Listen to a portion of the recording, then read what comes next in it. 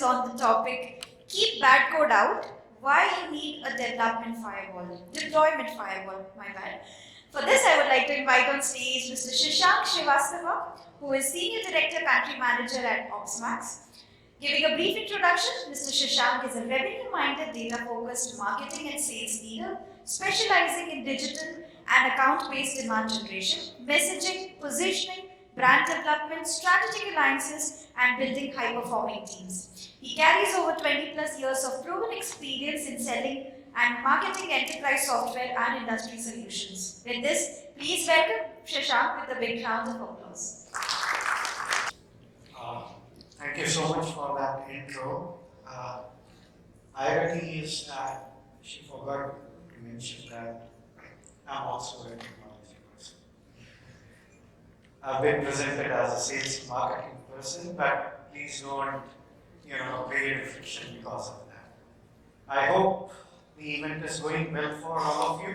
Yes. Okay, I wanted to listen to that. I'll add some more color to the event with the topic I have today. Keep bad code out. Why do you need a deployment firewall? The analogy is very similar to the network firewall. I'm sure you must be aware about that.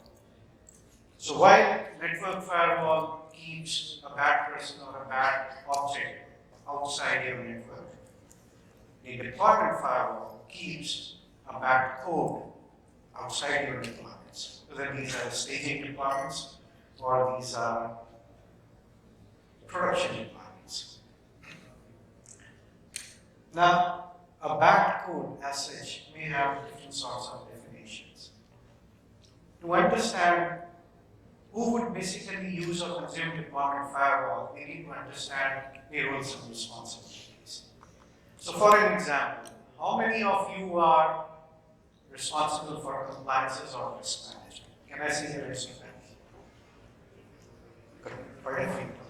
How many of you are responsible for performance of your applications or exceptional user experience of your applications? In other words, we can say reliability, resilience. Right? I see quite a few people. How many of you are responsible for developer experience? Wonderful. How many of you are responsible for application security? Quite a few. It's a mix and match of audience today here, which is a good part. How many of you are responsible for the security incident response and mitigation in the fastest possible manner? Wonderful. So, if we have to divide these ARAs, key responsibility areas, into different personas, what that means is a deployment firewall is basically fit for both the DevOps, the DevSecOps, the AppSec teams, performance, site reliability engineering, and it's basically all related to the definition of the bad code for them. So what is the definition of a bad code for, let's say, AppSec or a DevSecOps team? It's basically a code that inflicts security vulnerability in your releases, in your production environment, right? The definition of a bad code for a site reliability engineer or a performance manager would be like something that is inflicting a CPU spike, a memory leak, triggering a high response time, leading to unfavorable user experience, etc., etc. And for a DevOps manager, a bad code would be something like that is leading to frequently failed pipelines. All of this can be managed and mitigated.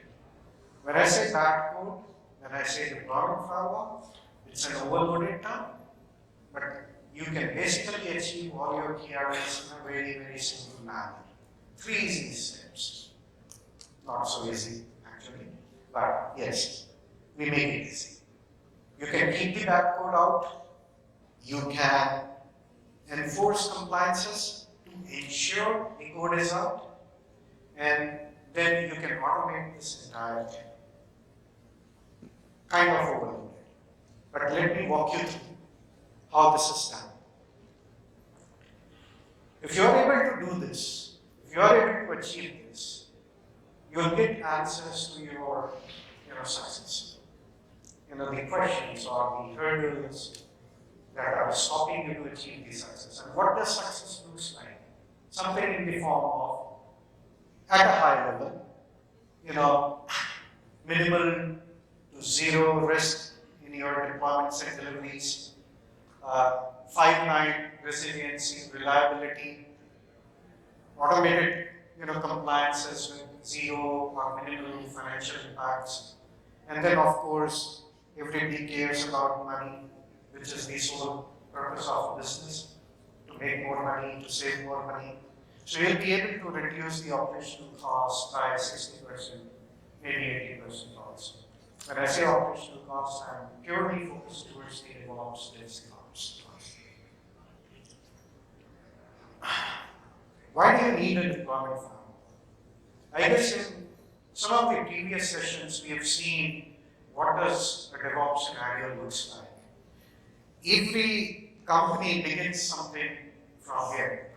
Everything begins from a pipeline. Right? This is what enterprise typically design. How would they operate? Like you have a single path for code to cloud. You've been working on several sorts of applications, could be monoliths to begin with. And then you have a centralized team that design, manages, and operates your DevOps processes. Right? This is how everybody begins. But this is what the reality looks like. This is where they end up. Right? You have multiple teams responsible for multiple applications. You have multiple paths from code to cloud. There's no single process or workflow. Distributed teams follow their own workflow. Distributed teams have their own set of preferences for tools, technologies, etc., etc. And this is what makes it very difficult for the DevOps or the DevSecOps to have a control on the entire, compliance or control checks that are needed to make your organization secure, scalable, and efficient.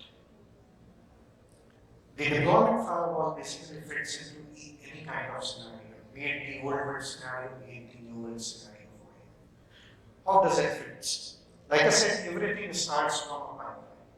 Right? This is what your typical, at a high level, a typical pipeline would look like. You have the code, development checks in the code, you do some sort of a scanning, then you basically create a build, then you basically test it out. Once everything is okay, you put it in some artifactory and then you basically deploy, operate, and so on. And like Sanjay said, if something goes wrong, you will have a rollback. Rollback doesn't need to be painful. Sanjay in the previous session, by the way. So I'll touch upon those things also. So this is where deployment firewall fits. The deployment firewall is focused around a simple stage, which is the deployment stage. This is where deployment firewall fits.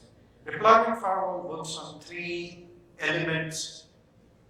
Number 1, you should have a set of rules, deployment rules or policies that you would like to enforce. These rules will take data from your pipeline, your DevOps toolchain, whether it is Jenkins, whether it is GitLab, whether these are SAST, DST tools like Sonar, 𝗘𝐞𝐥𝐿, checkmarks, etc. Doesn't matter, whatever tool you are using. Deployment firewall is technology agnostic. It can coexist with anything you have in place today, or you may be thinking of having tomorrow. So deployment firewall takes data from your pipeline, it analyzes that data, feeds that into a policy, makes it a dynamic policy, and enforces it in deployment stage. So 3 elements: data, set of rules, and the enforcement layer. And that basically helps you to understand or make an automated decision what goes to deployment, what doesn't go to deployment. This is how you stop the bad code from reaching your deployments, whether these are staging or these are production deployments. Of course, because we do a lot of analysis, we store the data when the data is stored, and it makes it absolutely easy to generate compliance reports, audit reports with press of button. That's the biggest differentiation. We have heard from our customers they spend painful, sleepless nights in just doing auditing, getting data from different application logs, system logs, and then creating proof points.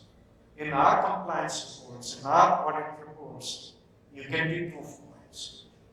If the static code analysis failed, you'll basically know how many times it failed, for which applications they failed, when they failed, was there any exception taken for their deployments, was there any manual judgment taken for their deployments, who took that decision, who took that exception, and so on. So all of this is basically related. And like I said, it is agnostic. It doesn't matter which tool you use. We support everything. The deployment firewall as a concept supports everything. And just in case you are wondering that, hey, I do not have a deployment tool in place. I'm using Jenkins. I have developed scripts on top of Jenkins. And then I will deploy. Of course, rollback is going to be painful for you if you are not using a specialized CD tool for that. However, we can support that also. If you want to continue using Jenkins with the scripts that you have developed, sure, you can do that. We'll support. The deployment firewall will work well there also. Otherwise, we bring in a CD component, which is fairly advanced in nature, that can bring in advanced deployment capabilities with automated rollbacks. For example, you want to do highliner, you want to do blue-green, you want to do canary, you want to do rolling updates. Everything is supported out of the box. We have a low-code, no-code approach. You need not write any scripts for that. Irrespective of any target destinations, whether these are VM-based applications, whether these are Kubernetes-based applications. So we support everything. And that's why we say, if you move away from the habit of extending the functionality of your existing tool by writing codes or scripts, at one point in time it is going to fail. Because it doesn't support scalability. That tool wasn't meant for that purpose. And if you use something which is out of the box, it's not going to fail. I saw in one of the presentations today, somebody spoke about immutable infrastructure. Right? If you follow that concept of immutable infrastructure properly, with or without the scripts, your rollbacks are going to be very brisk, like one button rollback, one click rollback. That's what I guess Sanjay from 𝗵𝗏 was talking about. That's one of the examples. But if you tend to generate the scripts, do coding, try to figure out what needs to happen, things will become very difficult. So this is how deployment firewall works.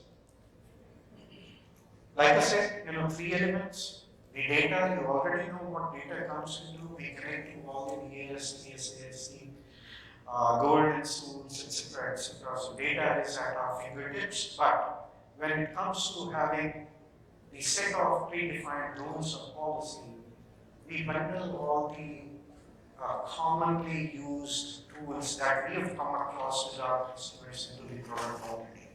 Whether you follow specific frameworks like NIST, CIS, SOC, SOX, or industry specific regulations like HIPAA, HITRUST, etc. We support everything. All of these are bundled within the product itself, including the frameworks. In case you want to have your own custom code, we provide you the ability with the rules genie to create your own custom policy. let's quickly look into what we are doing with our customers, what kind of use cases we are hearing.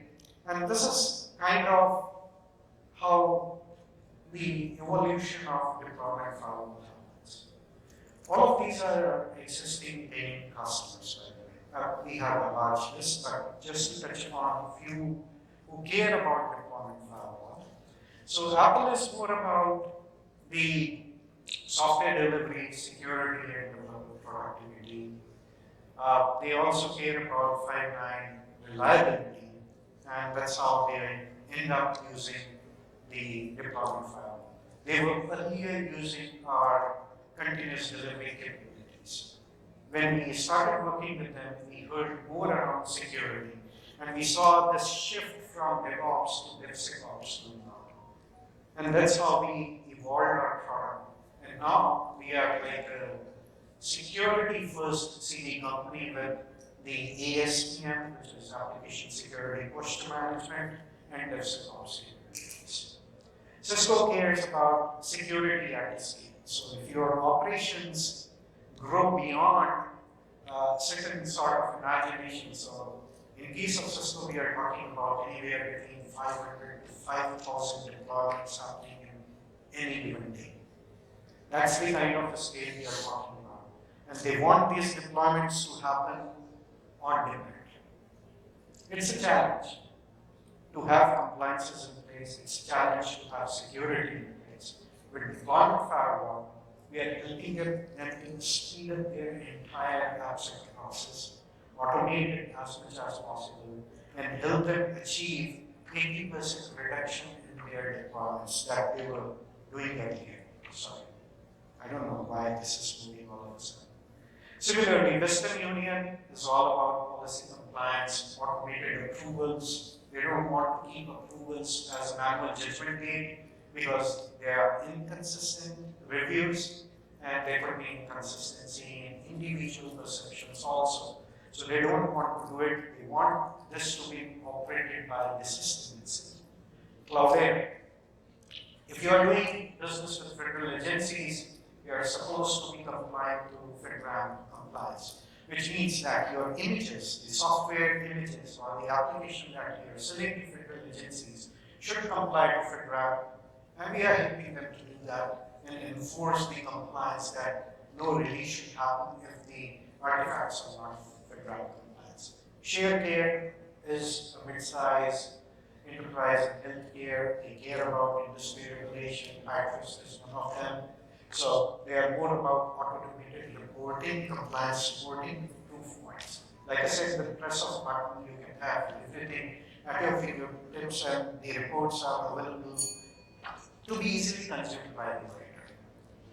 I'll only go through certain pieces. What do they actually see in form of a dashboard on their slides?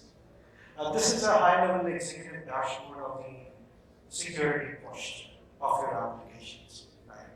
How many application risks are there? What's the overall application or supply chain security risk score for your application?